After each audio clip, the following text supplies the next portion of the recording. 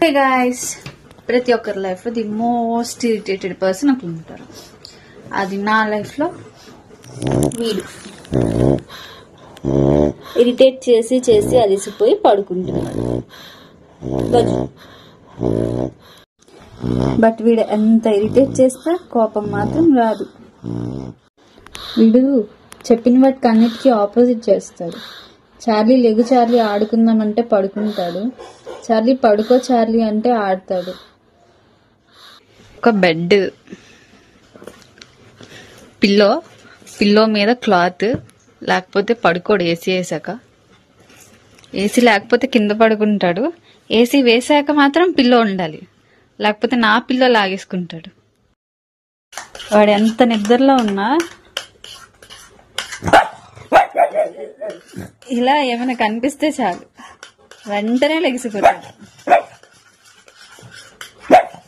తిన్నావు కదా, egg rice తిన్నావు కదా, చాలు మళ్ళీ మార్నింగే. ఇవ్వలేదని అలిగావా? తిన్నావు కదా నాన్న నువ్వు ఆల్రెడీ ఎగ్ రైస్.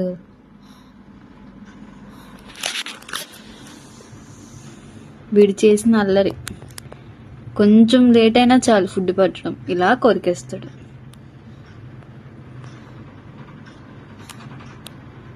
ఇంట్లో లేనప్పుడు కోపం వచ్చి చేసిన పని ఇది. మళ్ళీ వచ్చాక సారీ కూడా చెప్పించుకుంటాడు. సారీ చెప్పినంత వరకు తిండు, ఆడు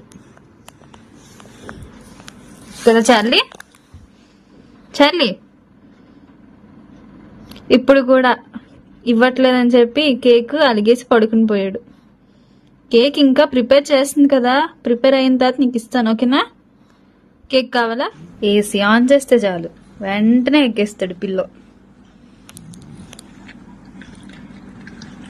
నా ఫస్ట్ వ్లాగ్ చార్లీతోనే చేద్దాం అనుకున్నా, కానీ చార్లీకి బాగాలేదు, అందుకే ఇంతవరకు చేయలేదు. 1 వీక్ అలా హాస్పిటల్కి తీసుకెళ్ళి ఇంజెక్షన్స్ వేపిస్తూ ఉంటే ఇప్పుడు కొంచెం తగ్గింది ముందు మీద. Good night Charlie.